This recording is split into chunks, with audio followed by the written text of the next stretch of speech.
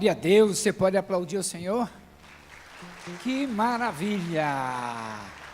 Bom dia, amados irmãos, que a graça do Senhor possa nos invadir e nos encher, amém? Vamos orar, feche seus olhos. Pai, muito obrigado. Os céus proclamam a Tua glória e a Tua majestade, e nós nos inclinamos e reconhecemos o Teu amor e a Tua graça sobre nós. Obrigado, Paizinho querido, pelo Teu amor para conosco. Obrigado pelo cuidado que o Senhor tem tido a cada dia e cada detalhe na nossa vida. O Senhor é maravilhoso, o Senhor é abençoador. A cada momento o Senhor se preocupa, dirige e orienta a nossa vida, nossos passos, escolhas e decisões. Pai, nessa manhã tão gostosa, recebe todo o louvor, toda a honra, toda a glória, toda a majestade. Que cada pessoa, homem ou mulher aqui, nesta manhã, possa ser agraciado, não apenas com uma palavra gostosa, mas, ó Deus, com um ambiente tão saudável pelo Teu Espírito Santo, que o nosso desejo é adorar o Teu santo nome, é proclamar as virtudes, as bondades dos altos céus. Pai, que neste culto, onde a gente tem a liberdade de expressar a nossa gratidão, a nossa alegria, que a gente possa, a cada instante aqui, ó Deus, poder abençoar e ser abençoado. Essa é a nossa oração, no doce nome de Jesus. Amém, amém, amém. Glória a Deus. Vamos continuar adorando o nosso Deus.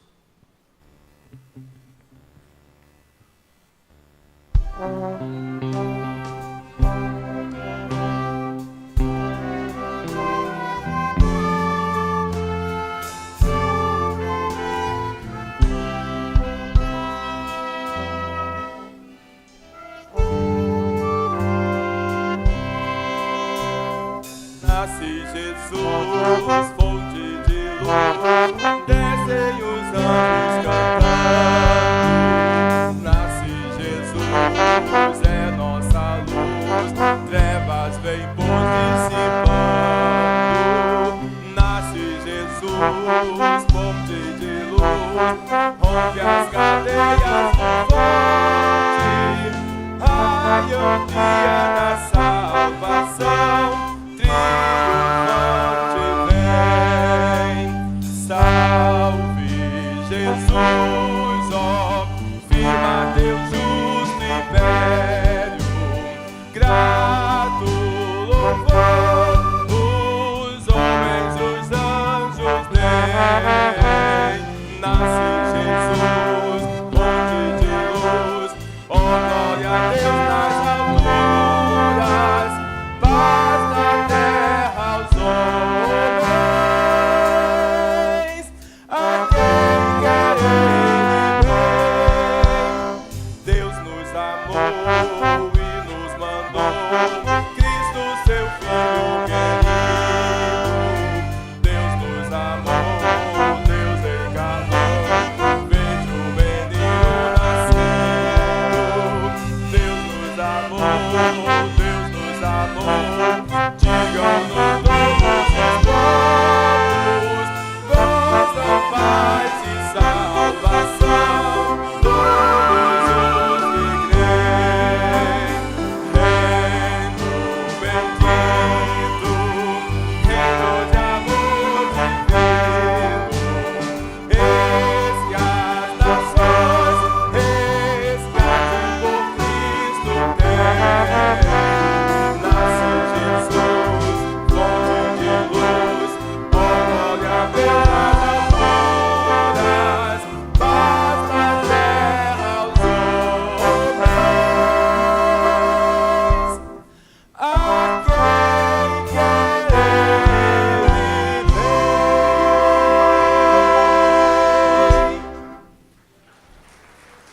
Glória a Deus. Bom dia, irmãos. Cadê? Vocês também estão meio dormindo aqui hoje, né? Bom dia. Bom dia. O povo aqui estava meio dormindo. Bom dia, irmãos. Bom dia. Agora todo mundo junto. Bom dia. Bom dia. Beleza, beleza. É muito bom estar com os irmãos aqui acordados, porque Deus nos dá a vitória. Irmãos, já falei aqui várias vezes, né? Uma brincadeira séria, né? Acordar cedo não é de Deus, né, irmãos? Não é, não. Porque esse negócio de Deus ajuda quem cedo madruga, pai, cara formiguinha ou preguiçoso, isso não existe. Isso foi depois do pecado, irmãos. Antes do pecado, Deus ia na viração da tarde conversar com Adão. Então, Deus e Adão não acordavam cedo, não.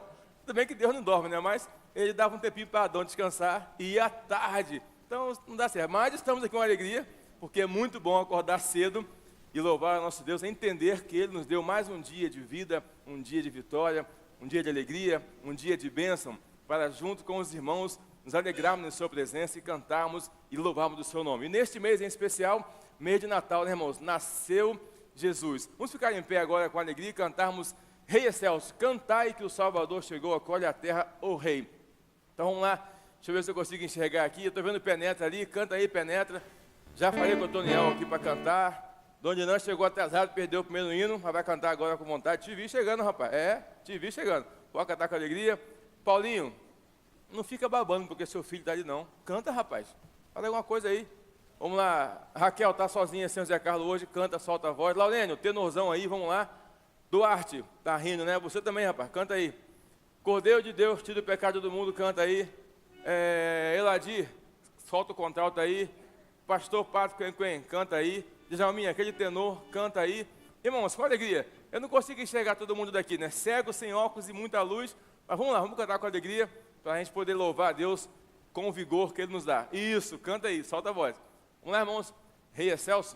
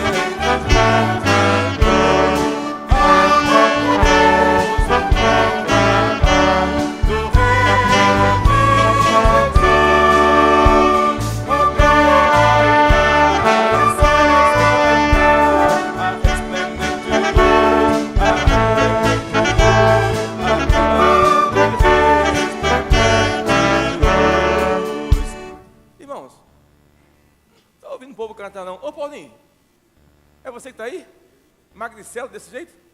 Cadê aquele corpão assim? Rapaz, canta aí o tenor aí. É a irmã Alice que está aí também com você? Esse é o Maurinho?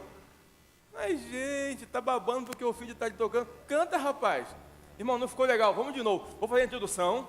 Aí nós vamos cantar a terceira estrofe.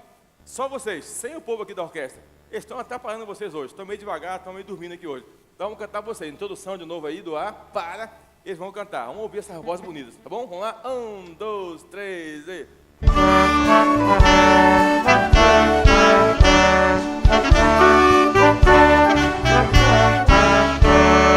Pecados, dores... Melhorou. Vencidos. Forte. A paz de Jesus concederá em regia profusão.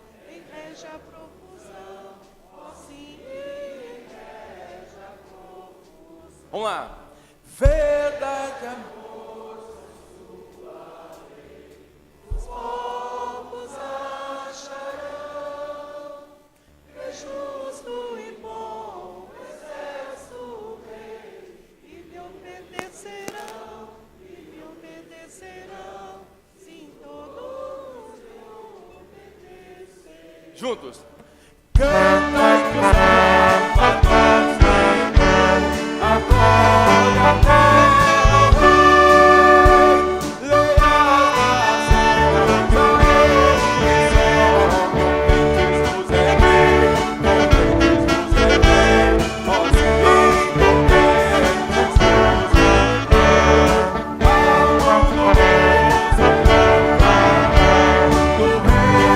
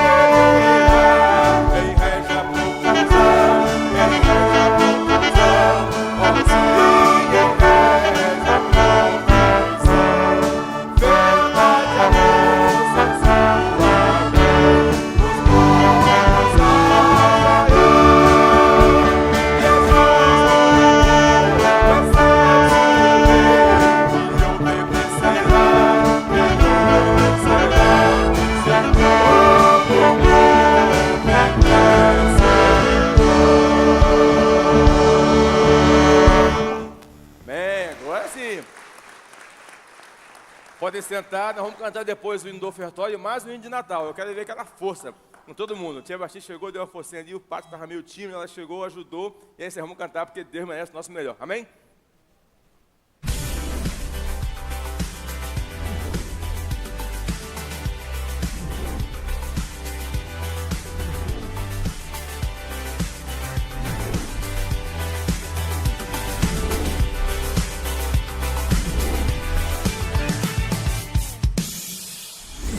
Olá, seja bem-vindo à Primeira Batista. Começa agora o nosso informativo. Por favor, fique atenta. No último dia 7, o Centro de Ensino Musical realizou mais um recital. Muita música e celebração no dia em que alunos de várias idades concluíram mais um ano de estudos. Veja como foi e programe-se para aprender um instrumento no próximo ano e servir ao Senhor com seus dons e talentos.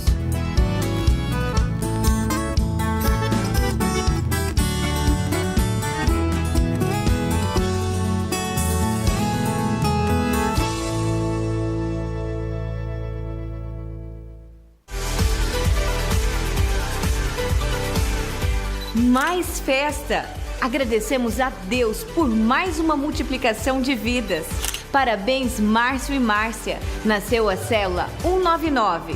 Parabéns aos novos líderes, Nil e Sul. Parabéns a todos os supervisores e coordenadores. Isso é só o começo.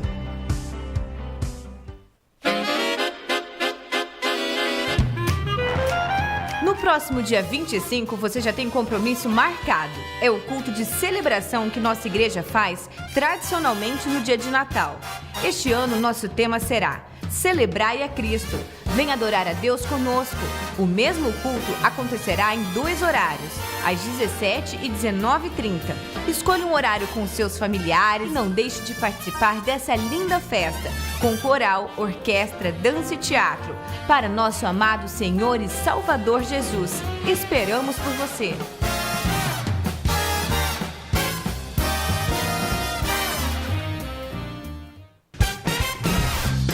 2018 foi um ano de muitos acontecimentos. Por isso, temos muitos motivos para agradecer a Deus e celebrar seu amor por nós.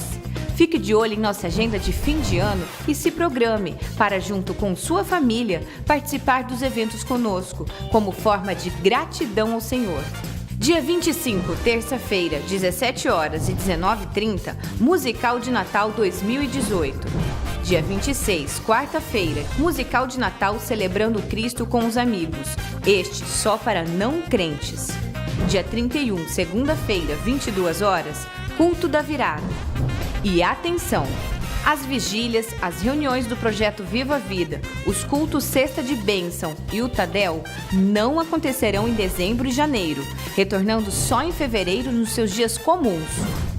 Os cultos de oração pela manhã entraram em recesso, retornando dia 15 de janeiro. As reuniões de células devem acontecer normalmente. O nosso informativo termina aqui. Para rever essas e outras notícias, acesse o nosso site, veja o seu boletim ou siga-nos em nossas redes sociais. Tenha uma ótima semana e que Deus abençoe.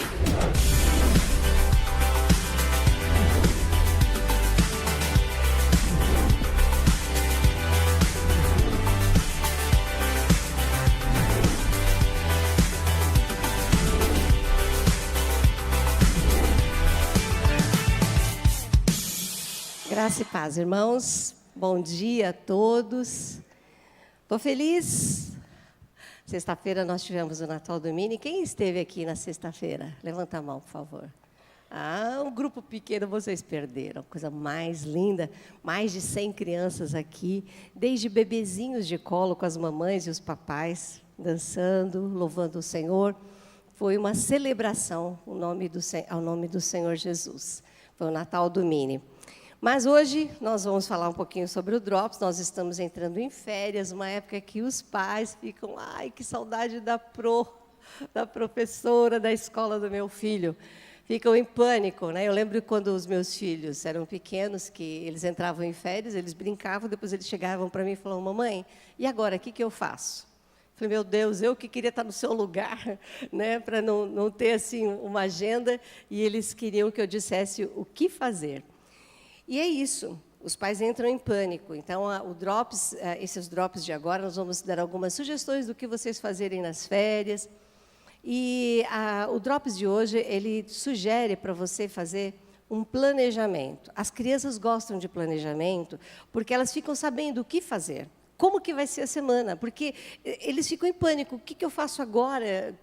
Né? Então, se você fizer um planejamento, é até legal você colocar numa cartolina e colocar. Senta com eles, olha, então, tal dia, tal horário, eu vou ficar com vocês. Esse é o horário que eu vou separar. Vou ficar com vocês, então nós vamos fazer isso. E nos outros vocês vão brincar sozinhos, mas esse dia vai ter isso de legal nesse horário, amanhã vai ter isso de legal, então você faz um horário e coloca lá. O nosso Drops dessa semana fala isso, nós vamos ler juntos. Aqui, eu vou ler a parte de dentro, que ela é um pouco maior, e a gente lê juntos só o título, tá? Então, primeira coisa, planejar gasta tempo em princípio, mas evita estresse no futuro. Aliás, isso é para tudo, né? O planejamento é melhor se for feito em família. Então, senta com as crianças, com o marido, né? Um faz uma coisa um dia, outro faz outra no outro. Então, divide as responsabilidades. Deve ser barato e criativo, e com pesquisas na internet e no Facebook do Mini, você pode também ter algumas ideias.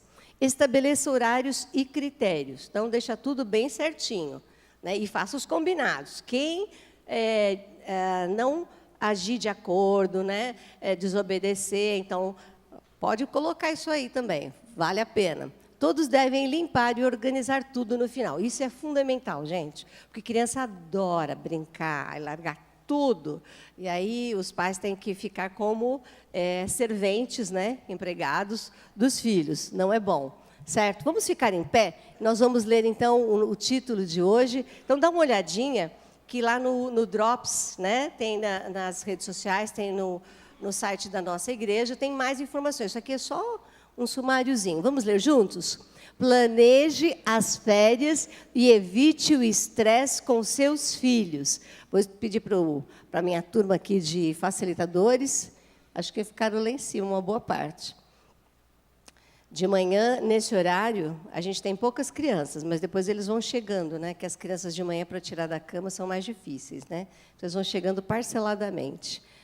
Vamos orar, então? Pai, antes de qualquer coisa, Pai, eu quero te adorar pela sexta-feira, louvar o teu nome, Senhor, porque o Senhor nos permitiu mais uma vitória. Uma responsabilidade enorme, trabalhar com mais de 100 crianças, envolver os pais de cada um deles, que dá mais de 300, porque cada criança tem pai, mãe, tem avô, tem tio.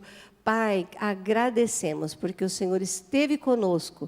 O Senhor teve misericórdia de nós mais uma vez, nos ajudou. Ó Deus, e nós queríamos fazer uma grande programação, um grande culto ao Senhor, porque o Senhor é digno. O que o Senhor fez por nós, enviando o teu filho para nascer de uma mulher, deixando de ser uma das pessoas da Trindade como Espírito para sempre, para ser Deus homem.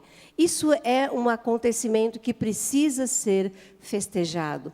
Te agradecemos o teu amor por nós, enviando Jesus a este mundo. Nós queremos sempre, sempre fazer grandes festas ao Senhor.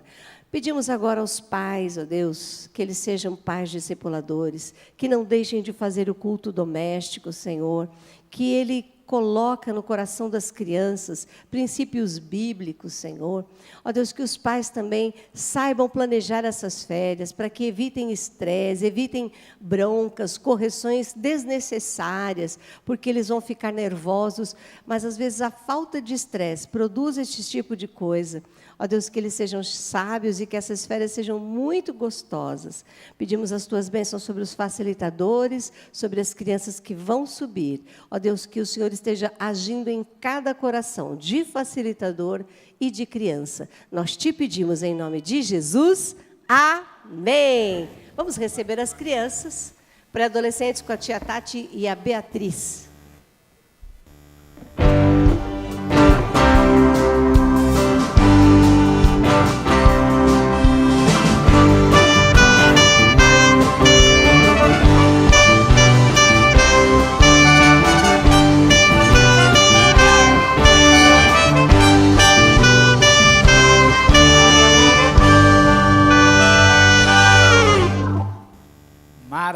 glória a Deus, glória a Deus. Como é gostoso a gente poder receber na nossa casa, na casa do Pai, amigos, convidados, pessoas que nos visitam. E esse é um momento muito gostoso que a gente quer conhecer. É você que escolheu esta manhã, esse local para adorar o Senhor. E a gente quer pedir para você ficar em pé um pouquinho, que a gente quer cumprimentar, a gente quer chegar até você. Quem são os nossos visitantes, os nossos convidados? Por gentileza, fique em pé um pouquinho para a gente conhecer você. Amém? Nós temos aqui, né? Aqui a igreja vai chegando perto, vai cumprimentando, pergunta pelo nome, né? Como é gostoso receber essa turma abençoada. Glória a Deus, glória a Deus. Que sejam muito bem-vindos no nome santo de Jesus. Que se sintam muito bem à vontade, vocês são queridos, amados, resposta de oração do Senhor. Que Deus abençoe grandemente a sua vida e o seu coração. Nós temos um momento agora muito interessante, porque a gente tem percebido que é o momento do centenário da igreja. E aí nós vamos acompanhar um vídeo do nosso centenário, e você vai vendo o progresso, o avanço, as conquistas que Deus tem realizado no Brasil e nesta igreja também. Vamos acompanhar o nosso vídeo agora. A década de 30 foi uma época muito difícil. O Brasil ainda sofria as consequências da queda da Bolsa de Nova York e decidiu queimar café no Porto de Santos para que o preço não caísse em demasia no mercado internacional. A crise econômica foi combustível para que a crise política culminasse no golpe de 30, quando Getúlio Vargas tomou o poder. Foi também nessa época que o movimento divisionista sul-mato-grossense tomou fôlego e se juntou à Revolução Constitucionalista encabeçada por São Paulo. Na realidade, começa no final do século XIX, com o crescimento da economia agropecuária de Campo Grande, devido à chegada da ferrovia, dos militares e dos imigrantes. No entanto, Getúlio Vargas sufocou o movimento e o desejo de separação seria revisto somente durante o governo militar. Apesar de todos os problemas econômicos e políticos, espiritualmente não havia crise para os cristãos e pregadores da palavra, que atuavam nas terras de Mato Grosso. O pastor Egídio Joia assume o ministério em 14 de dezembro de 1930, vindo da primeira Igreja Batista do Rio de Janeiro. Logo percebeu a necessidade de uma biblioteca, visando ajudar a mocidade. Pouco tempo depois, os irmãos da igreja aprovaram a compra da casa com o terreno, que ficava ao lado da igreja. Seguiu-se a demolição e uma nova construção. O recém-chegado pastor também propôs uma placa metálica de 60 por 40 centímetros, com os dizeres: culto aos domingos e quartas-feiras. O desejo de expandir o evangelho era grande e instalaram um ponto de pregação no bairro Amambaí, em Campo Grande. O trabalho cresceu tanto que em uma das reuniões chegou a ter 38 pessoas. Foi alugada uma casa e confeccionados convites para a distribuição no entorno do ponto de pregação. Havia também outros pontos de pregação, um deles na casa do irmão Manuel de Castro Barreto e outro na casa do irmão Lourenço Silva, nos quais os donos da casa também seriam os responsáveis. No Novo Horizonte, com sede em Estrela d'Alva, o irmão Manuel Alves de Figueiredo. Preocupados com a pregação do Evangelho, criou-se uma comissão de evangelização, cuja finalidade era promover a disseminação do Evangelho. Foram implementadas a distribuição de folhetos de casa em casa, cultos nos lares e ao ar livre, a visitação e o cuidado aos interessados desses pontos de pregação e visitantes da igreja. Durante o pastorado de Egídio Joia, o jovem Valfrido Monteiro foi consagrado ao pastorado a pedido da Igreja Batista de Ictama, na Ilha do Governador. A igreja também cooperou com missões estrangeiras e, da mesma forma, com seminários e sociedades bíblicas. O Seminário do Sul, no Rio de Janeiro, em certa ocasião, recebeu um montante de 100 mil réis. Alguns fatos só podem ser entendidos se colocados no tempo e local em que acontecem. No começo do século, animais domésticos costumavam ficar livres pelas ruas, e isso começou a criar desconforto. Por essa causa, uma das primeiras propostas do pastor Egídio Joia foi colher dentre os irmãos 2 jeitosos para serem porteiros, a fim de impedir a entrada de cães e fazer entrar e sentar as pessoas visitantes. Apesar de estar desenvolvendo seu ministério com a aprovação da igreja, em dezembro de 1934, o pastor Egídio pede a sua exoneração, alegando questões de foro íntimo. Com a saída do pastor Egídio Joia, assume interinamente a liderança da igreja o segundo vice-presidente, o missionário Dweithibithia Sherwood. Nessa ocasião, ocorreu um fato inusitado. Em 1935, a Igreja de Bela Vista havia sido organizada pela Missão Interior da América do Sul e desejou filiar-se à nossa denominação. Durante a Assembleia de 20 de dezembro, foi lido o seguinte pedido, feito pela Igreja em Bela Vista, dirigido ao pastor Sherwood: que a Igreja, em sua sessão de 8 do corrente, julho de 1935, resolveu por maioria de votos pedir ingresso à denominação batista. Assim, rogamos a fineza de nos informar o que devemos fazer para que seja levado a efeito essa união. Em seguida, foi lida uma cópia da ata da referida igreja, da sessão de 3 de outubro de 1935, realizada debaixo da direção do pastor Sherwood, em que a igreja aceitou por unanimidade os artigos de fé, o Pacto das Igrejas Batistas e os capítulos 20 e 21 do Manual das Igrejas Batistas. Para essa filiação, era necessária uma igreja-mãe, e o desejo daqueles irmãos foi colocado em votação e aceito pelos membros de nossa igreja. E assim, a Igreja Batista de Bela Vista tornou-se igreja filha da primeira Igreja Batista de Campo Grande. No campo missionário urbano, a igreja aprovou a compra de um terreno com uma casinha para abrigar a congregação do bairro Amambaí, pois estava numa casa alugada. Vários pastores de projeção nacional e internacional saíram da nossa igreja ou estiveram por um tempo conosco. Um deles foi o pastor Enéas Tonini, que foi zelador reeleito e posteriormente sentiu o chamado para o ministério da palavra. Ele é reconhecido como um avivalista de projeção internacional. Foi ordenado em nossa igreja e as igrejas de Camapuã e Coxim também investiram em sua manutenção enquanto esteve no seminário. Outro jovem de nome Demétrio Fraia, muito atuante na igreja, sentiu-se chamado para o ministério e foi igualmente mantido por ela. A igreja ainda cooperou com o segundo missionário da Junta de Missões Estrangeiras em Portugal. Conforme a ata 297, Antônio Maurício havia remetido um livro de sua lavra, a título de propaganda, e pede 10.000 réis por volume, sendo então proposto e apoiado que a nossa igreja pague a importância. Posto em votação, passou por unanimidade. Em 1945, W.B. Sherwood convida o Dr. Rafael Joia Martins para assumir o pastorado. Ele concorda em vir com sua esposa e um filho para realizar uma série de conferências, e assim conheceram-se pastor e igreja. O pastor Rafael Joia Martins assumiu o pastorado e ganhou de presente um cavalo arriado.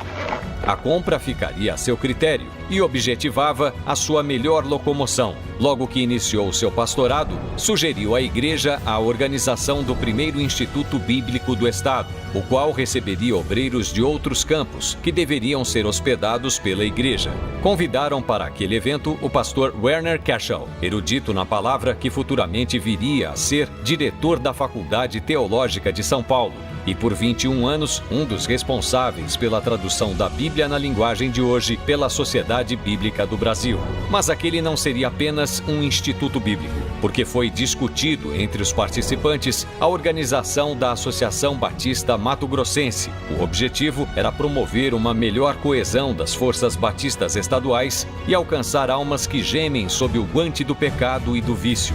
Assim, no dia 25 de maio de 1943, nasce em reuniões na Primeira Batista a Associação Evangélica Mato Grossense, a atual Convenção Batista Sul Mato Grossense.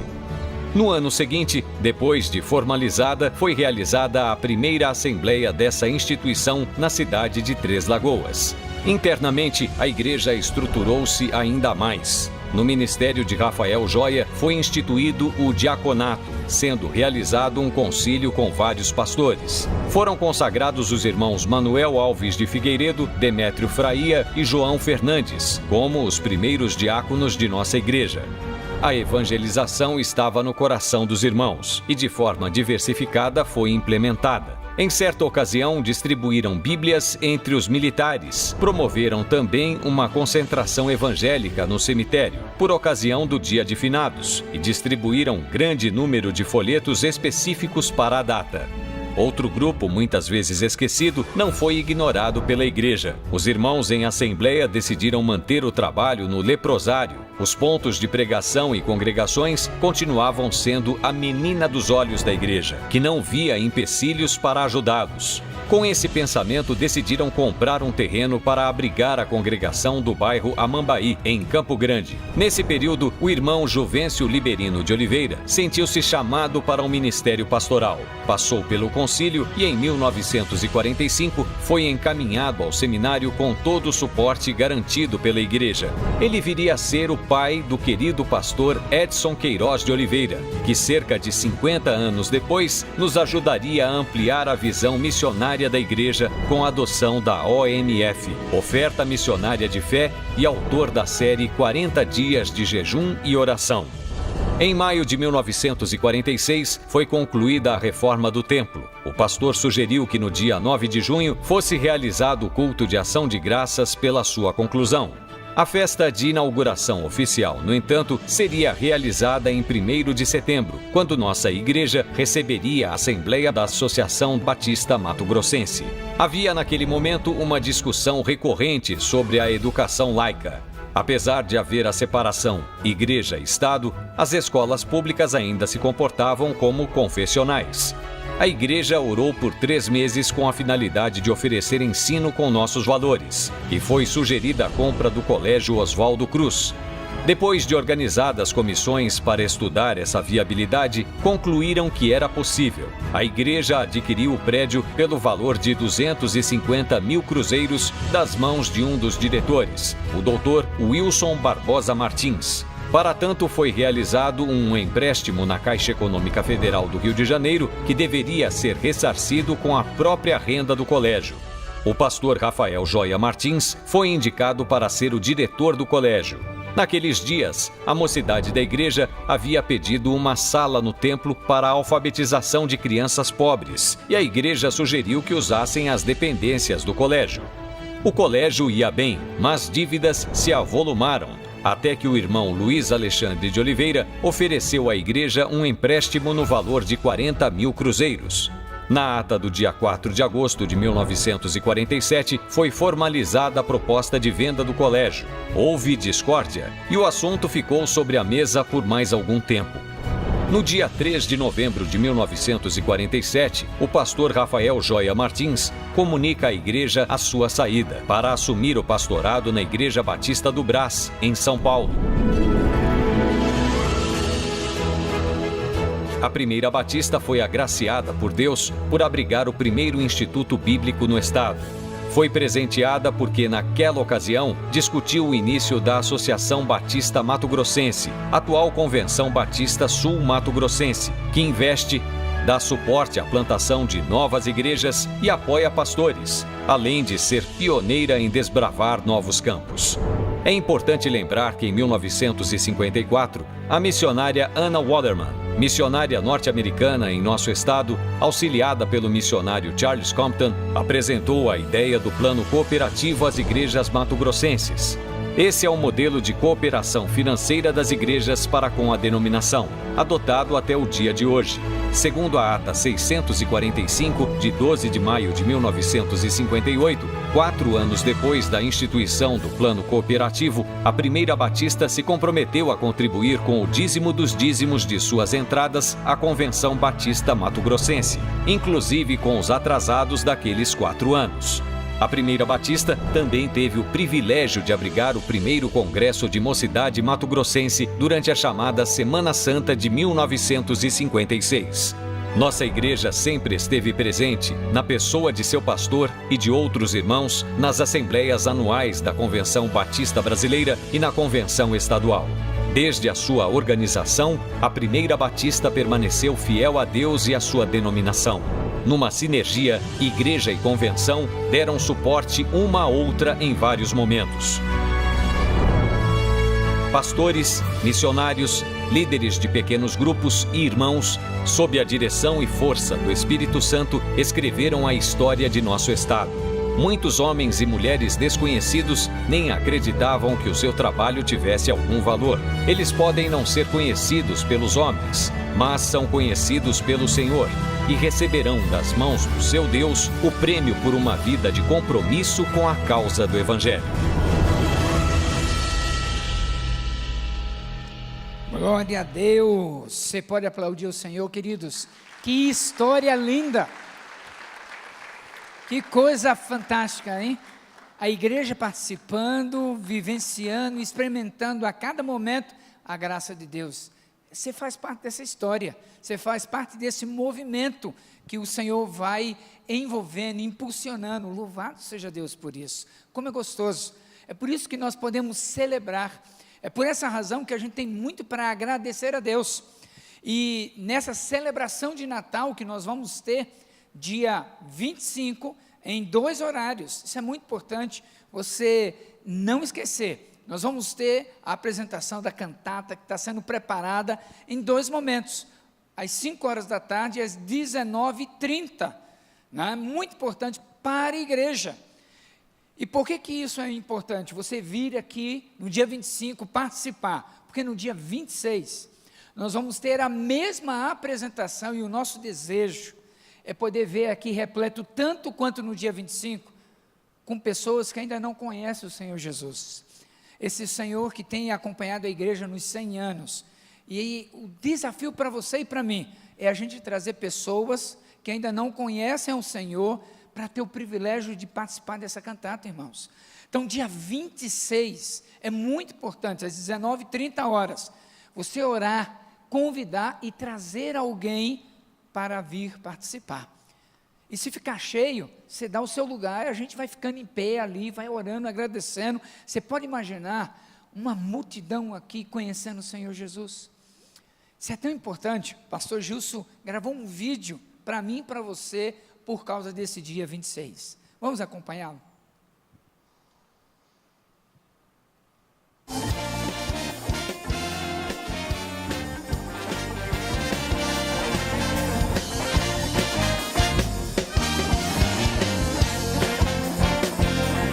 Meus amados irmãos, os nossos natais são maravilhosos, nosso musical sensacional, e além de termos isso para nós, igreja, no dia 26 faremos um esforço intencional para os nossos amigos que não conhecem Jesus. Tema: Celebrando Cristo com nossos amigos. A sua entrada está condicionada a trazer um amigo, 2 amigos que não conhecem Jesus. Faça isso, porque nós amamos Deus, amamos pessoas, precisamos apresentar Jesus para elas, para as pessoas que não o conhecem. Será na quarta-feira, dia 26, venha e traga o seu convidado. Celebre Jesus com ele. Deus venha a nós, cantarem toda a terra e céu.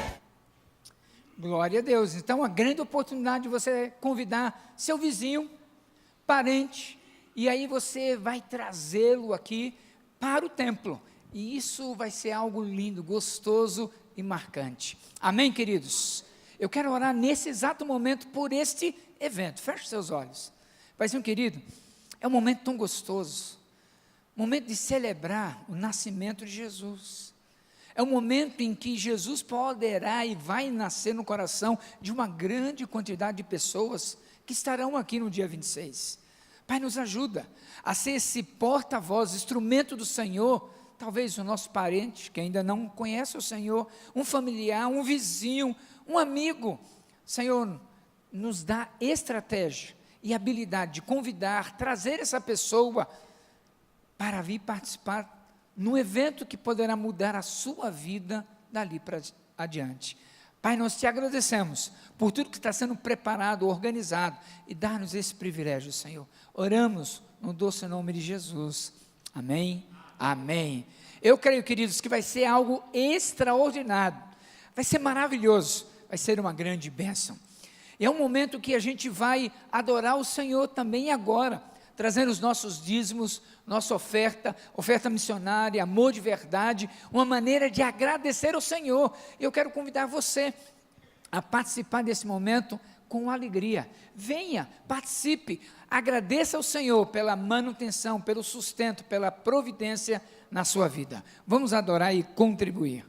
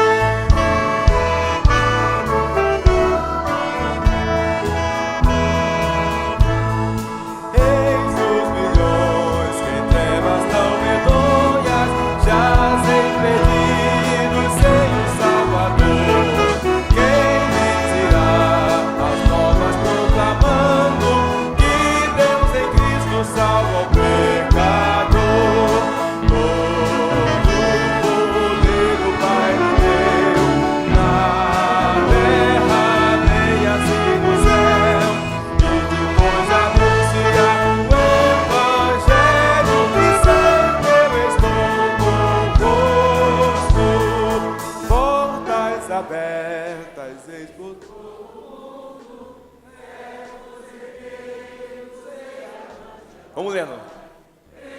Isso. Vai, Duda.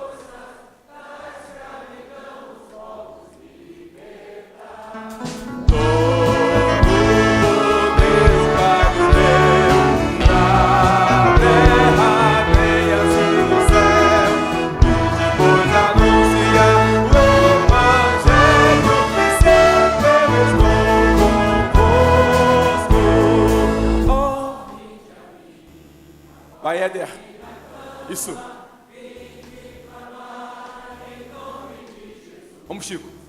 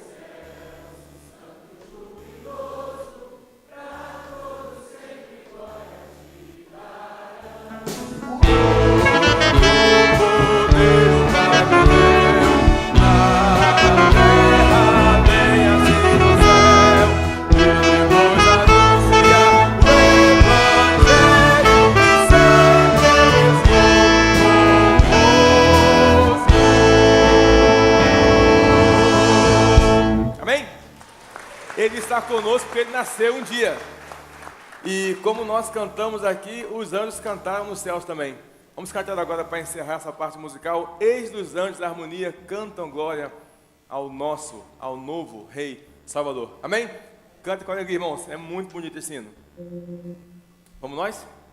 Esse povo é lindo, né, irmãos? Esse povo aqui é muito lindo, né? Não tem comparação, né? Eu fico emocionado quando estou com eles todo domingo, porque é bom demais. Acordam cedo, ensaiam as músicas, ouvem em casa, eu perturbo a semana inteira, mando WhatsApp, não esquece e tal. Esse povo é lindo, né? Glória a Deus por eles. Obrigadão, gente. Vocês são demais.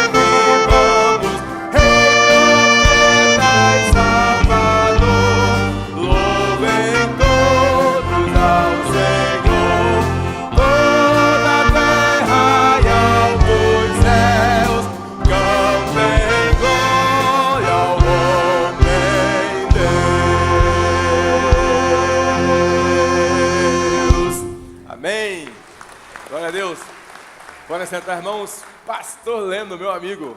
Muito obrigado. Graça e paz, irmãos.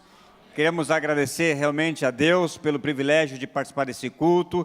Agradecemos ao maestro Aurimar e toda essa orquestra maravilhosa. Deus abençoe vocês. Conserve com manteiga, como diz o espanhol. Quando o espanhol quer conservar alguém, fala assim, que conserva em manteiga. E fica bem conservadinho, né? Fica ali, intacto ali, daquele jeito. Irmãos, essa manhã gostaríamos de estar meditando na palavra do Senhor. E toda vez que nós chegamos pelo menos a maioria de nós, quando chegamos assim ao final do ano, estamos em processo de avaliação.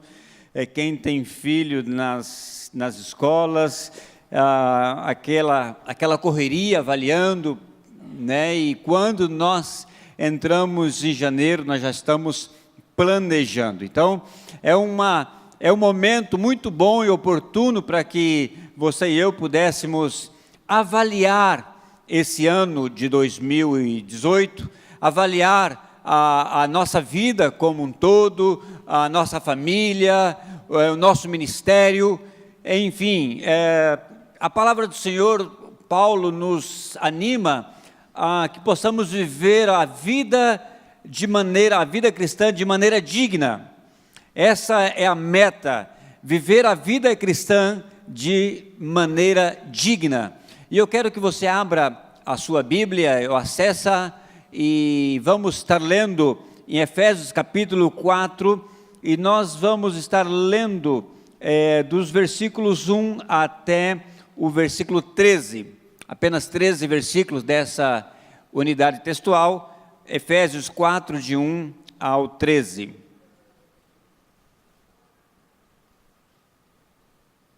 Todos encontraram? Amém? Ou misericórdia? Então vamos lá. Abra aí direitinho. E se você quiser pegar uma caneta e anotar na palavra ou no boletim, em algum momento você possa anotar, para que possamos viver uma vida digna, de maneira digna. Eu quero propor essa manhã 3 avaliações, 3 aspectos dessa avaliação nesse final do ano. Diz assim o texto: Rogo-vos, pois, eu, prisioneiro no Senhor, que andeis de modo digno da vocação em que fostes chamados, com toda humildade, mansidão, com longanimidade, suportando-vos uns aos outros em amor, esforçando-vos diligentemente por preservar a unidade do Espírito no vínculo da paz. Há somente um corpo e um Espírito, como também fostes chamados numa só esperança da vossa vocação. Há um só Senhor, uma só fé, um só batismo, um só Deus, Pai de todos, o qual é sobre todos e age por meio de todos e está em todos.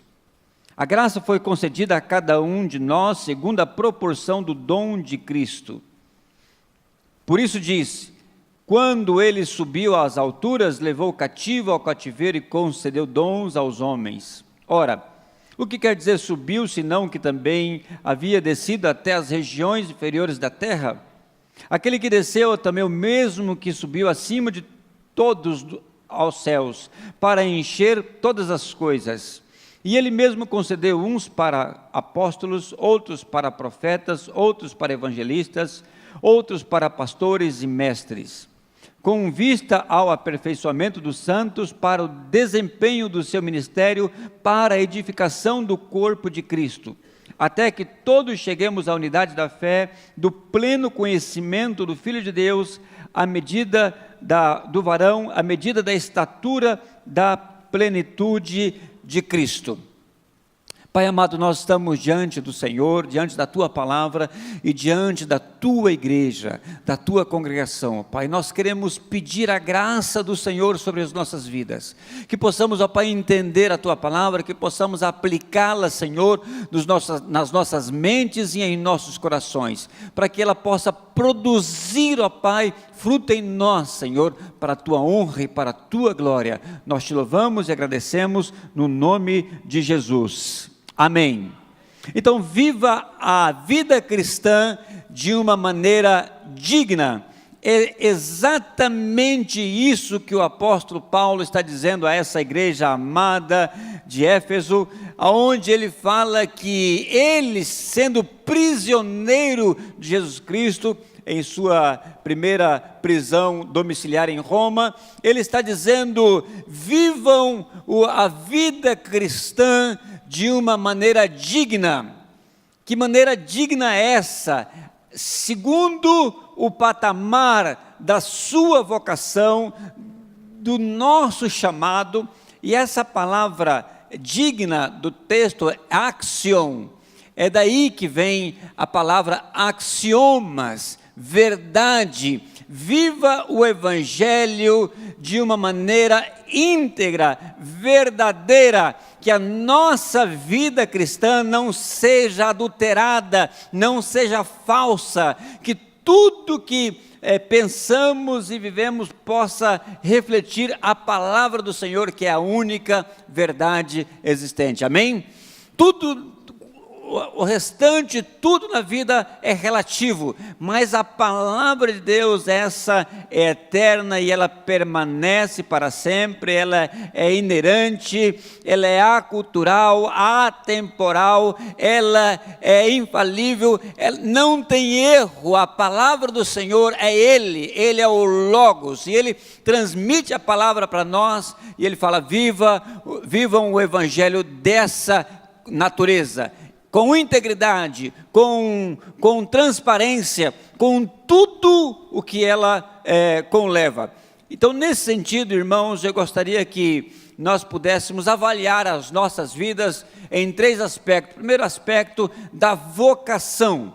Há em nós um chamado, há em nós uma eleição, há em nós uma predestinação para viver esse chamado de Deus, essa vocação de Deus. E quando Deus fala de vocação, nós não estamos falando daquela a aptidão natural, a habilidade nata de uma pessoa que fala: ele tem uma vocação para tocar, né, um instrumento, ele tem uma vocação para ser pintor, ele tem uma vocação para ser um jogador, não é essa a habilidade natural que isso é inerente aos homens. Nós estamos falando de uma vocação que só Deus pode produzir em nós. Aquele que está em Cristo, nova criatura é. As coisas velhas passaram e eis que todas são feitas novas. Há um novo nascimento. É esse chamado, é essa vocação que nós estamos falando. Digno da obra, viver o Evangelho de uma maneira digna da obra que Cristo fez em nós, da restauração de Deus em nossas vidas, aquela transformação de pegar aquilo que era infame, aquilo que era desprezível, aquilo que era condenado e transportar para o reino da luz, e Ele fez isso com você e comigo, e nos deu então uma vocação. É algo então que nós nascemos de novo. Deus nos deu uma nova oportunidade. Pode ser que no mundo natural alguém tenha sido privilegiado com algumas vocações, como como o Orimar falou, essas pessoas lindas que estão aqui, né? Foram privilegiados com algumas dessas habilidades naturais. Há quem nasce com habilidade natural e alguém que se dedica, alguém que se esforça, alguém que lute, né? Eu tenho um cunhado, por exemplo, que ele é músico de vocação natural. A irmã da Raquel, ela teve que fazer licenciatura, teve que fazer uma especialização, teve que fazer um mestrado, e luta, se esforça, mas quando ele entra e senta no piano, o piano derrete nas suas mãos de uma forma natural. Não é essa habilidade que o mundo e todas as pessoas podem nascer com elas, mas aquela vocação que é nascida do Espírito Santo, e quando nós nascemos do Espírito Santo, então nós nascemos com essa vocação. E a palavra de Deus fala o seguinte, que Ele mesmo subiu aos céus e levou cativo ao cativeiro e concedeu dons aos homens. Esse dom é essa vocação que nós recebemos, nós herdamos do nosso próprio Deus. Quando nós nascemos de novo, irmãos, é como que se Deus pudesse repartir aquilo que é dele, aquilo que é da sua natureza, e que homem nenhum pode adquirir pela sua própria condição humana, pela sua capacidade, pela sua inteligência, pelos seus próprios recursos. Ninguém pode buscar e adquirir aquilo que é de Deus. Certa vez Paulo estava pregando o Evangelho e uma pessoa viu Pedro e falou assim, olha, eu pago por isso, me vende isso que vocês têm. E foi repreendido severamente, e até o ponto que ele falou assim, então ora por mim para que eu possa me arrepender e receber isso. E há muitas pessoas, irmãos, que até admiram a vida de alguns crentes, de alguns evangélicos, e querem ter aquilo que eles têm. Como que uma pessoa pode passar por um problema tão grande na vida e ela não se desespera, e ela está confiante, ela está feliz e alegre, mesmo passando por algumas lutas? Só uma ação sobrenatural de Deus nas nossas vidas, amém? É isso ou não é? É isso é a nossa vocação, esse é o Evangelho, é quando nós recebemos o dom maior. Entre todos os dons que nós recebemos, o dom maior é o dom da salvação. E quando nós recebemos o dom maior, que é o dom da salvação, nós recebemos também todos os outros dons. E vem num pacote só, num presente de Deus, é a graça dele revelada em Jesus, e o Espírito Santo então distribui os dons. Se você nasceu de novo, você tem todos os dons que o Espírito Santo distribuiu para você, para a edificação da igreja. Então, está com você, pertence a você, e esses dons fazem parte da natureza do Espírito Santo. Por isso, irmãos, nós temos que dedicar a Deus com muita alegria, com muita dedicação, porque o Espírito Santo reparte aquilo que é dele, aquilo que é sagrado, aquilo que é santo, aquilo que é puro para nós. E por isso Paulo fala que o nosso corpo é o templo do Espírito Santo. Nós temos 3 listas, basicamente, dos dons espirituais para a edificação da igreja. Está em Romanos 12, está em 1 Coríntios 12, está em Efésios 4. E aí nós vamos, então, descobrindo alguns outros dons espalhados em alguns outros textos, mas, basicamente, são esses, em uma lista que pode variar entre 20 a 26 dons, mais ou menos, nós encontramos no Novo Testamento. E todos esses dons servem para a edificação da igreja, é a nossa vocação. Irmãos, a nossa vocação faz parte da nossa identidade em Cristo, em quem somos nós, e nós devemos viver o Evangelho dessa dignidade, dessa verdade de que Cristo nos salvou e nos chamou das trevas para a sua maravilhosa luz. Nós não podemos viver o Evangelho contrário a isso. Todo o nosso pensamento, toda a nossa vida, ela tem que estar orientada, ela tem que ser transformada na mente de Cristo, e tudo aquilo que é louvável, tudo aquilo que é de boa fama, tudo aquilo que é a virtude, tudo aquilo que é verdadeiro, tudo aquilo que é puro, que isso ocupe o nosso pensamento.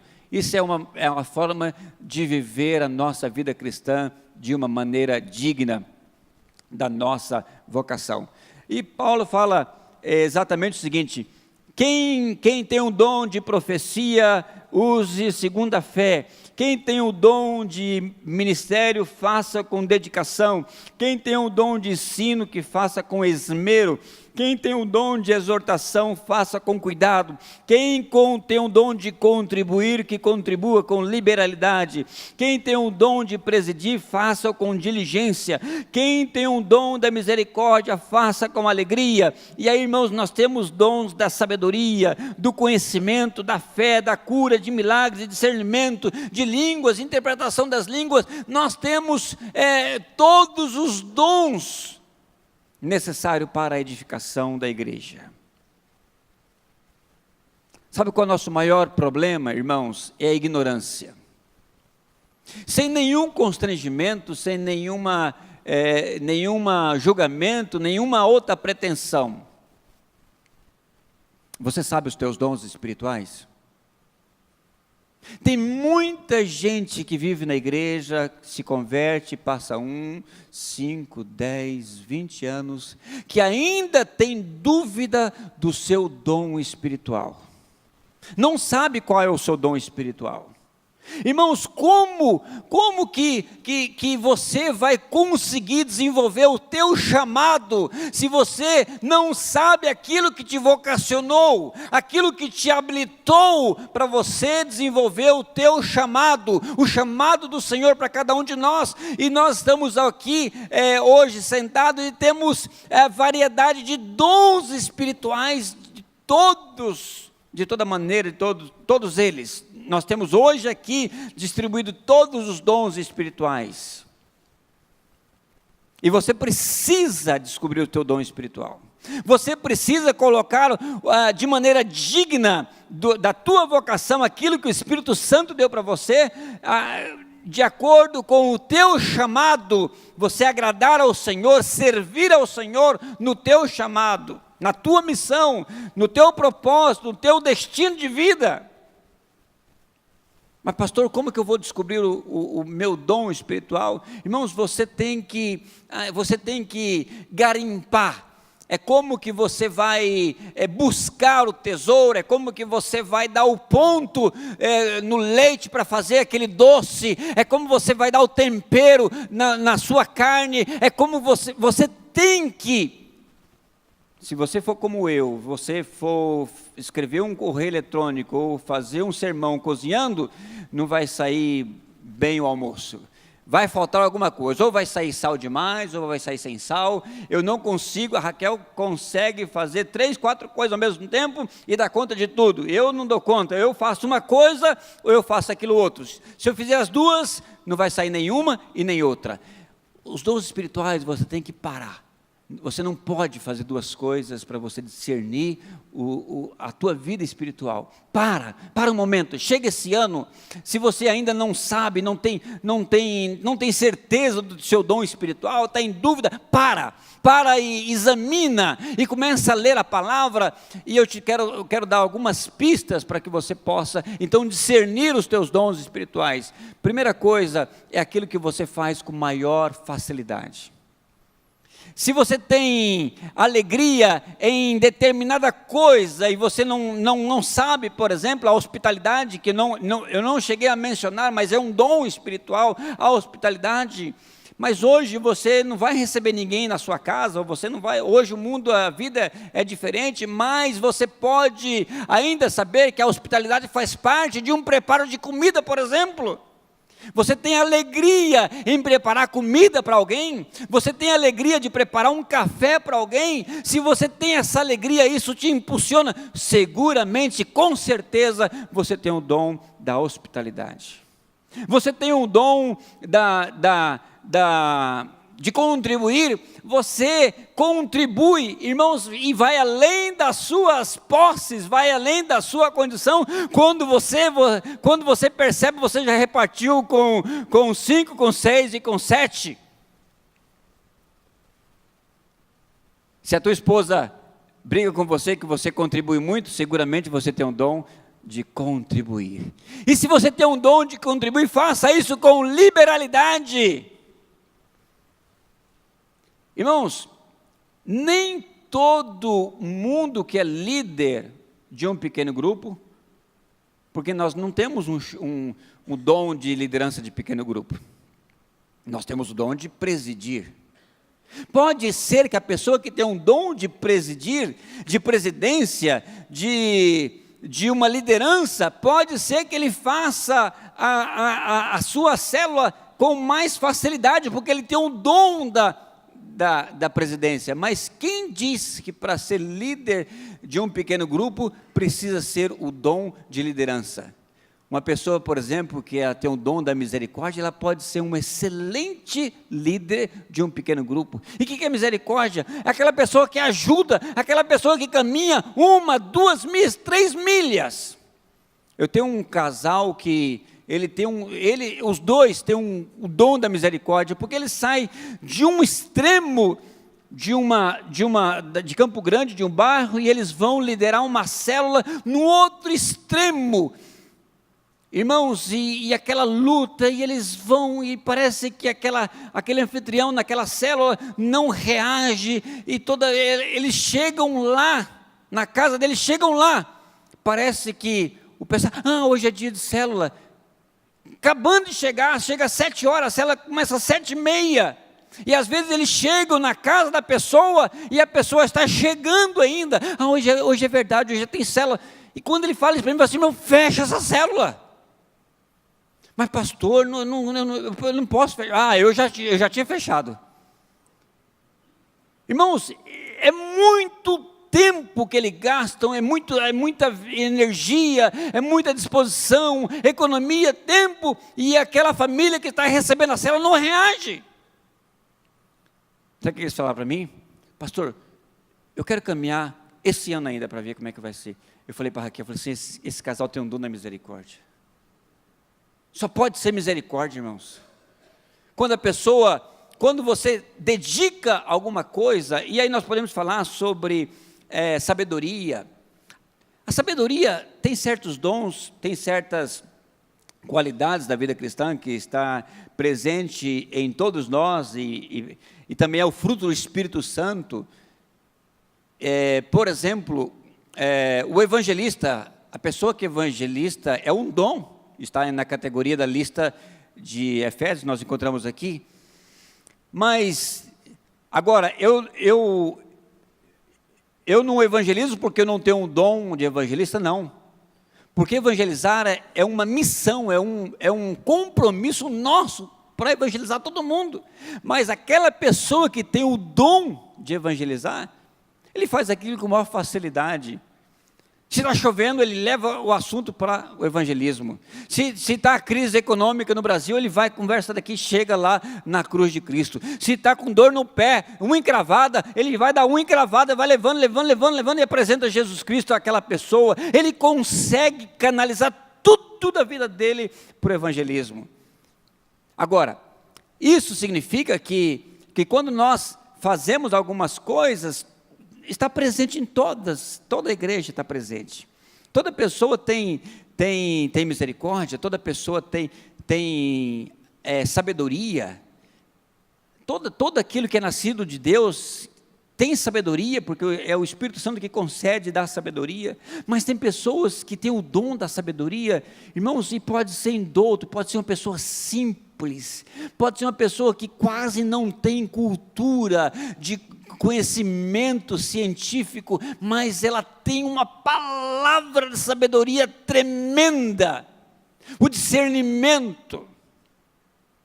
O discernimento é algo que ele exige para nós nesses tempos atuais de uma maneira muito notória. E nós precisamos, irmãos, colocar tudo isso à disposição da igreja. Todos os nossos dons. Nós não podemos chegar aqui na igreja e cantar e somente contribuir e sair para as nossas casas. E talvez por isso a nossa igreja trabalha com os pequenos grupos, por causa disso, porque é através dos pequenos grupos que nós vamos exercer os nossos dons e vamos abençoar pessoas e vamos ser abençoados. Isso é a nossa vocação. As células, os pequenos grupos, ela não é uma estratégia canonizada ou venerada. Não, irmãos, é simplesmente porque hoje, para a gente evangelizar, é muito mais fácil levar uma pessoa na sua casa do que trazer a igreja, trazer um templo. Porque hoje, incrivelmente, quando uma pessoa pergunta para mim que profissão que você é, eu tenho que falar assim, olha, antigamente eu falava eu era pastor, mas hoje eu falo assim, eu sou pastor da Igreja Batista. Porque a coisa está tão feia fora daqui, está tão escandalizadora ou tão exagerada, é tão superficial ser evangélico, é tão...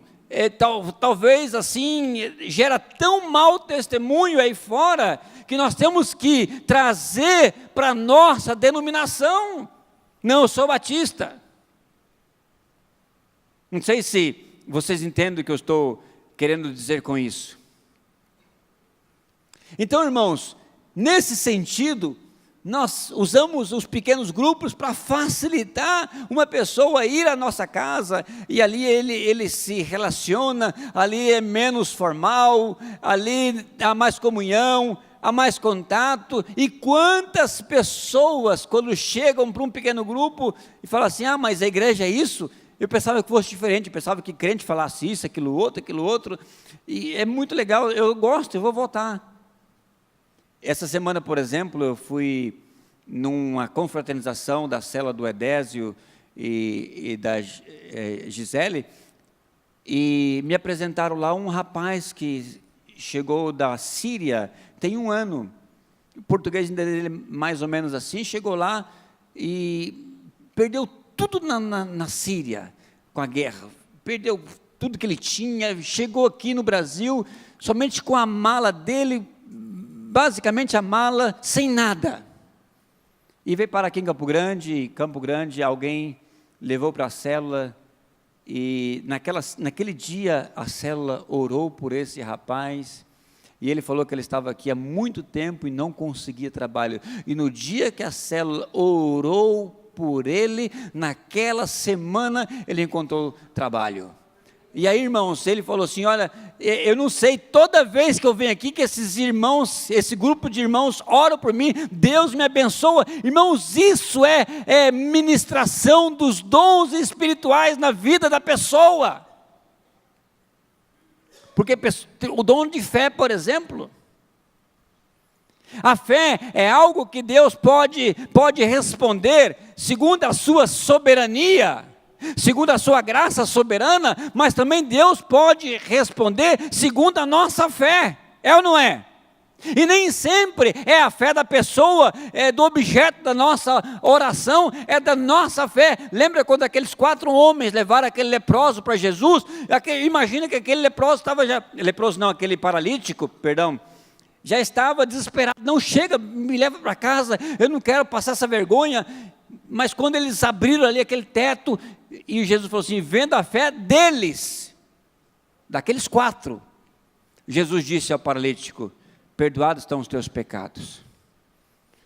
E às vezes, irmãos, nós oramos na célula, dentro do nosso pequeno grupo, por alguma pessoa, aquele que tem dom da fé vai ministrar, vai orar, e Deus vai responder às orações. Exortação. Quando nós chegamos a certa idade assim, que vai ficando meio esbranquiçado, tem que chegar algum tipo de experiência, de sabedoria, é ou não é? Mas entre nós há muita exortação, há muito consolo, há muita sabedoria. Irmãos, sem sombra de dúvida ou de demagogia, esse culto das 8, ele carrega muita experiência, muitos anos de vida cristã, e que talvez se você vir no culto de ontem, você vai ficar um pouco escandalizado, é ou não é? Mas essa juventude precisa de consolo, precisa de conselhos, precisa de exortação. A igreja é uma, a igreja do Senhor é uma só, e aí nós estamos mutuamente consolando uns aos outros, e consola, exorta, não deixa passar nada desapercebido. Essa semana mesmo, alguém postou numa rede social, num grupo, alguma coisa que não condiz com o nosso chamado, com a nossa vocação. E eu, com muito amor, falei assim, irmãos, essa imagem que você está colocando, ela não condiz com esse grupo maravilhoso. E eu quero falar isso com muito respeito, com muito amor. Irmãos, a pessoa acatou isso e ficou, irmãos, e é isso que nós temos que fazer, nós temos que consolar, exortar com amor uns aos outros. E nesse final de ano, avalia a sua vocação. A sua vocação não tem aposentadoria, amém, irmãos? O crente não se aposenta, e nem os dons se cessam com a aposentadoria. Você tem que renovar as suas forças, você tem que viver o teu chamado todos os dias da sua vida. Então faça isso de acordo com a palavra, se é com profecia, com fé, se é com ministério, com dedicação. Ministério aqui é a palavra mais apropriada no original, é diaconia, é o serviço, é a dedicação no ministério. Faça isso com dedicação. Se é um ensino, faça com esmero.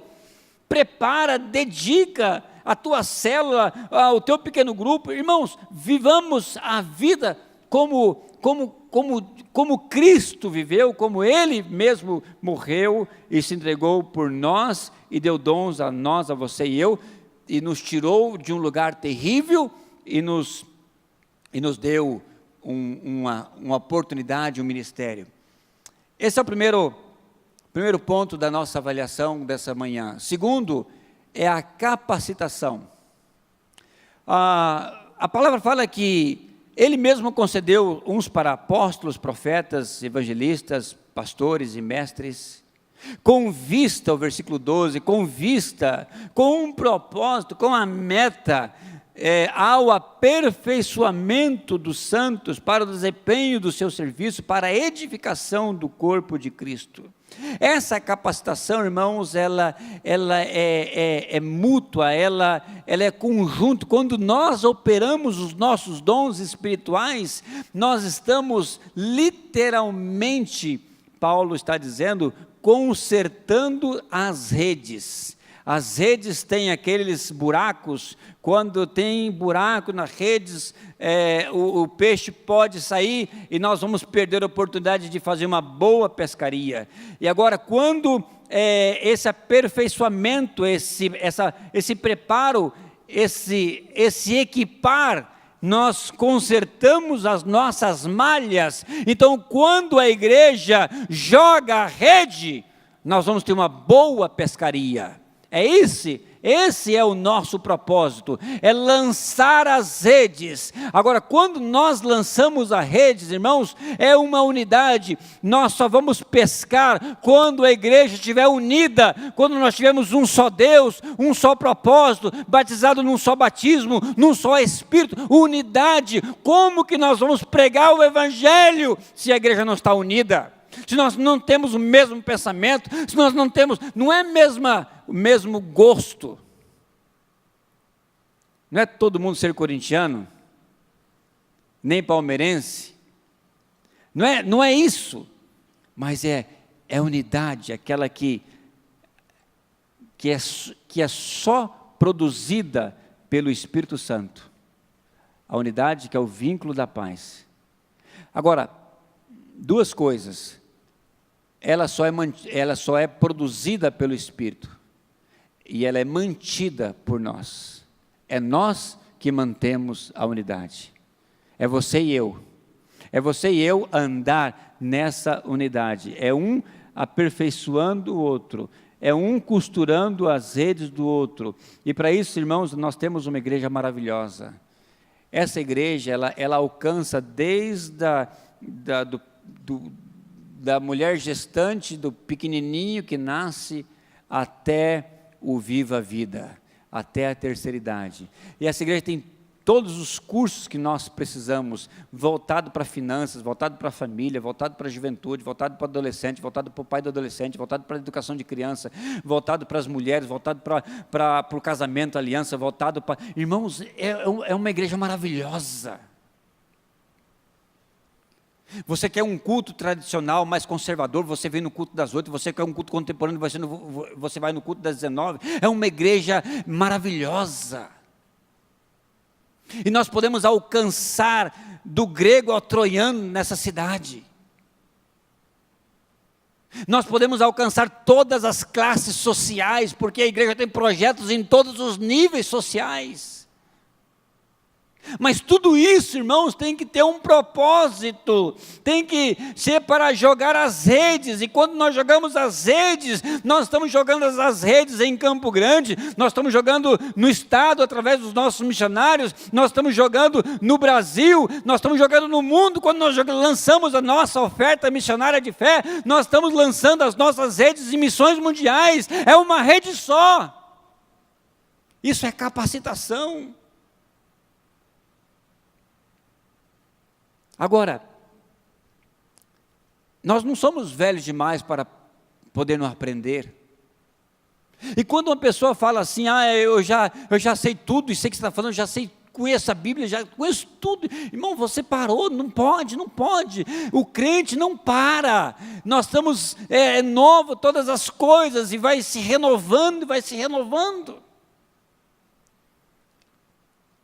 Cada vez que eu faço um curso Aliança, eu aprendo novas coisas. Cada vez que eu participo num Veredas, eu aprendo, e nós vamos aprendendo, e cada vez que nós ministramos na vida de uma pessoa, nós aprendemos, e cada vez que eu preparo uma mensagem, eu aprendo, cada vez que eu leio o Salmo 23, eu aprendo, e assim a nossa dinâmica, a nossa capacitação.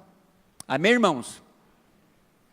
Então, esse ano que vai começar, faça uma avaliação agora do seu processo de aprendizado, do seu processo de ensino, da sua capacitação, em que você tem contribuído para a capacitação da igreja. Agora, se a gente ficar somente com o pé atrás e começar a avaliar, nós vamos encontrar muitas falhas, mas nós vamos encontrar falhas também dentro de casa. Nós vamos encontrar falhas no nosso casamento, vamos encontrar falhas com os nossos filhos, Nós vamos encontrar falhas, sabe aonde? Quando você acorda de manhã e olha no espelho para escovar os dentes, se você olhar muito detenidamente, você vai encontrar falhas. É ou não é?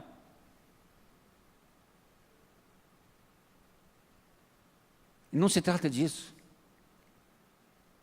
Se trata de poder colocar aquilo que Deus deu para você à disposição do reino. E capacitar mais, capacitar mais. Amém? E para terminar, a terceira avaliação dessa manhã que eu gostaria de fazer com você, é em relação à perseverança. A coisa não é começar bem, é terminá-la bem. A vida cristã não se trata somente de começar. A palavra sosso, que é salvar, salvação, ela tem 3 tempos. Eu fui salvo, eu estou sendo salvo e eu serei salvo. É um processo único. E se é um processo único, eu entro e começo com um processo de perseverança. E não se trata de perder a salvação. Mas eu sou perseverante, a Bíblia fala exatamente isso. Até que cheguemos, versículo 13, até que cheguemos à unidade da fé, do pleno conhecimento do Filho de Deus. Você chegou no pleno conhecimento do Filho de Deus? Se você chegou, nós vamos te canonizar agora. Nós não chegamos, irmãos, nós ainda estamos sendo aperfeiçoados, nós ainda estamos nesse caminho até que cheguemos. Nós começamos em um momento histórico na nossa vida. Alguém chegou aqui há 40 anos atrás, há 50 anos, alguém chegou aqui há 20 anos, alguém chegou aqui há 2 anos, alguém chegou aqui há 2 dias, alguém chegou aqui ontem. Chegamos aqui. Agora, a perseverança, ela vai até que cheguemos à unidade da fé, e ainda nós não chegamos na unidade da fé. Há um caminho, há um processo até chegar à unidade da fé, até chegar ao pleno conhecimento do Filho do Homem. O problema, irmãos, é que muitas vezes nós começamos aqui e não saímos daqui, e ficamos aqui, e passa 10 anos, 20 anos, e a minha atitude ainda é de criança. A minha atitude ainda é de reclamar. Eu reclamo do louvor, eu reclamo disso, eu reclamo daquilo. E nós vamos chegar até quando lá? É uma caminhada, é uma jornada, e a vida é muito curta. E eu tenho que desvencilhar de tudo aquilo que embaraça, tudo que me atrapalha da vida cristã, e correr a carreira, e dedicar ao Senhor, e chegar lá. Nesse ponto, até lá, eu tenho 3 etapas. A primeira etapa é a minha maturidade, é quando aquele momento que eu saio de ser criança espiritual e começo a crescer na minha vida espiritual. E tem pessoas que exigem de criança aquilo que é totalmente inerente à criança. Você vai exigir do teu filho que, quando ele é criança, quando ele foi criança, um comportamento de adulto? Não vai, ele é criança. Às vezes nós queremos exigir do novo crente aquilo que é criança, de criança, e às vezes nós queremos dar até uma liderança espiritual à criança. Às vezes uma pessoa se converte, nós começamos, e ele começa a crescer, e nós queremos dar funções a ele, que corresponde a uma pessoa de uma maturidade espiritual mais desenvolvida. Nós queremos exigir dele, damos, chega um momento que ele sufoca. O novo convertido, vamos aproveitar ele para testemunho. Ele vai dar testemunho, e o novo convertido ganha um familiar, esse momento dele é transformação da vida dele, mas ele vai ter ainda atitude de criança, porque é criança. Certa vez lá na Espanha, uma pessoa se converteu. Eu já dei esse testemunho aqui uma vez.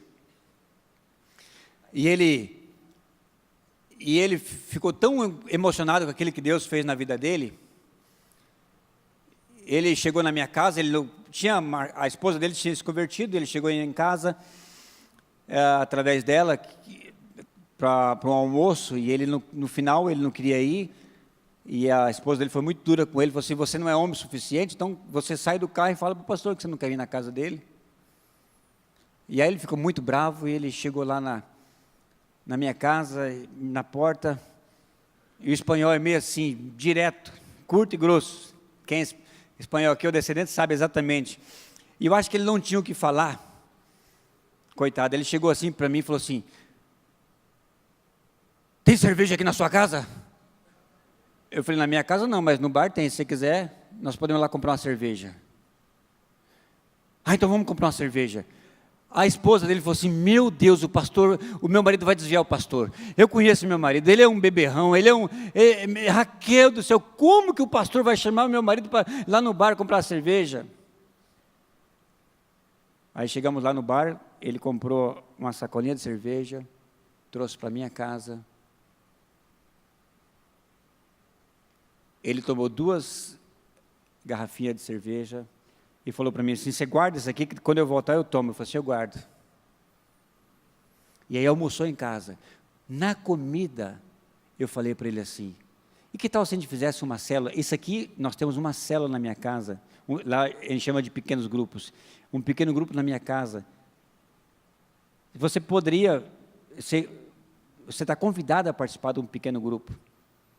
Ele falou assim: eu vou ver se eu venho. Quando ele falou assim, a esposa dele falou assim: e se o pequeno grupo fosse lá em casa? Eu falei assim: melhor ainda. Eu falei: pode ser na tua casa?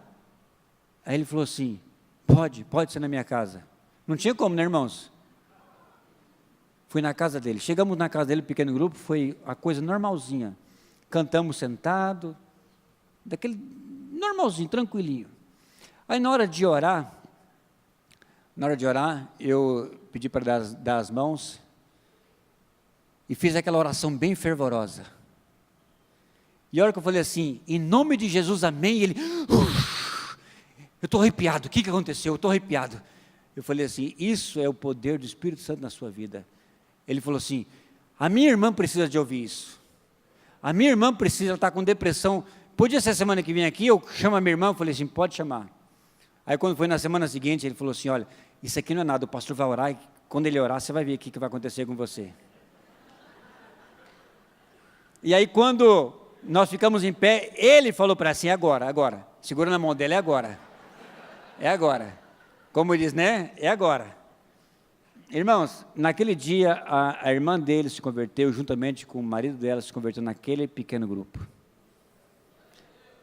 Dias depois, ele ficou tão apaixonado por Jesus e por mim, que ele queria me ver todo dia. Todo dia. E eu encontrava ele com muita frequência. E ele falou da tia dele que estava com câncer, falou que estava com câncer. Eu falei assim: vamos orar com ela? Ele falou assim: pastor, mas ela mora numa outra cidade. Eu falei, onde que é? Eu falei, tal lugar. Eu falei, então vamos de carro lá então, ora. A gente sai daqui de madrugadinha, num sábado. O senhor vai comigo? Eu falei, vou. Irmãos, ele ficou tão feliz, que ele queria colocar todas as músicas de rock que ele tinha no carro dele. Rock. Metal. E a esposa dele, que era crente, falou assim: amor, deixa eu falar para o pastor, pastor, deixa quieto, deixa ele mostrar. E ele foi. E aí eu lembrei que na igreja aqui tinha o Evandro tinha uma banda de rock, e eu falei assim: eu acho que eu tenho um CD lá em casa, eu vou te dar um CD.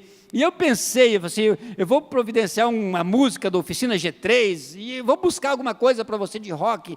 E ele foi nesse negócio de rock, e irmãos, depois, mais na frente, que ele se converteu, que ele entendeu, que ele saiu dessa fase aqui, que ele chegou até aqui, irmãos, ele dava risada, ele falou assim: pastor, como que o senhor teve paciência comigo? Como é que o senhor viajou comigo 300 quilômetros ouvindo aquela música?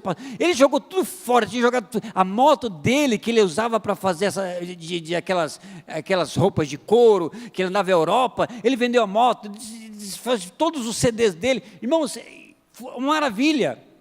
Irmãos, eu lembro, quando eu me converti, num retiro de carnaval, o aniversário do pastor era em março, abril mais ou menos. Naquela época tinha uns cinzeiros, tinha uma areia debaixo do cinzeiro, assim, a cor aveludado. Alguém lembra desse cinzeiro aqui? Quem lembra desse cinzeiro? Eu dei para o pastor de presente de aniversário. Aí o pastor abriu aquele cinzeiro, quando ele abriu, os filhos dele começaram a rir, mas e o pastor pegou o cinzeiro e colocou lá na estante, não falou nada. Irmãos, quando a ficha caiu, meu Deus, que vergonha, como é que eu vou dar um cinzeiro para o pastor não fuma, ninguém fuma na casa dele, de onde que eu tirei da minha cabeça dar um cinzeiro? Talvez foi a coisa mais moderna que eu achei na loja para comprar.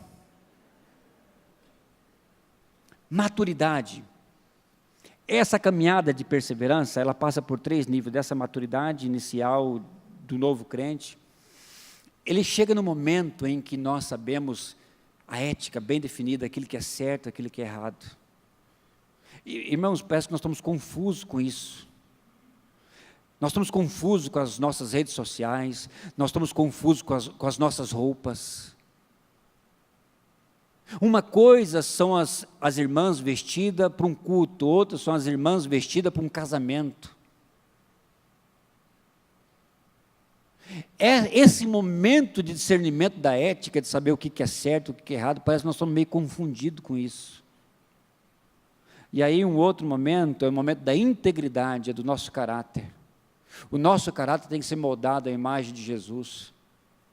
Nós temos que ser transformados na nossa integridade, no nosso caráter. Nós temos que chegar até aqui, com a imagem de Jesus Cristo, de modo digno. Porque daqui para lá é só a graça dele. Amém? É só a misericórdia dele, é só o favor dele. Então eu gostaria que você fechasse seus olhos nesse momento, e que possamos pedir ao Papai do Céu, sobre essas 3 áreas, a área da nossa vocação, a área do nosso preparo, da nossa capacitação, e essa perseverança. Se você olhar na capa do seu boletim, você vai encontrar um testemunho de uma pessoa que lutou durante 5 anos com o seu pequeno grupo. A sua célula fechava, não fechava, fechava, não fechava, e ela levou 1 ano, praticamente ela, o marido dela e os filhos. E esse ano, através dessa perseverança, o Senhor foi mandando pessoas, e ela terminou esse ano celebrando ao Senhor pelas vitórias que ela teve da sua célula, está grande e muitas pessoas. Irmãos, 5 anos de luta, de perseverança. Essa irmã não desistiu. Disso se trata a vida cristã. Não desistir de nada da nossa vida. Pai, obrigado. Obrigado pela Tua palavra, Senhor, que fala aos nossos corações. Obrigado pelo Teu amor incondicional. Quantas vezes nós erramos, caímos, e a Tua mão grande, maravilhosa e poderosa vai e nos levanta uma e outra e outra e outra vez. E o Senhor fala que está do nosso lado e que nos ama. E nós queremos, ó Pai, viver o Evangelho de uma maneira digna, Senhor, de uma maneira verdadeira, de uma maneira íntegra, inteira. Abençoa o Teu povo, abençoa a Tua igreja. Nós Te louvamos, nós Te bendizemos, nós agradecemos a Ti por tudo, em o nome de Jesus. Amém. Amém, amados? Ouvimos o pós-lúdio, depois estaremos à porta despedindo dos irmãos.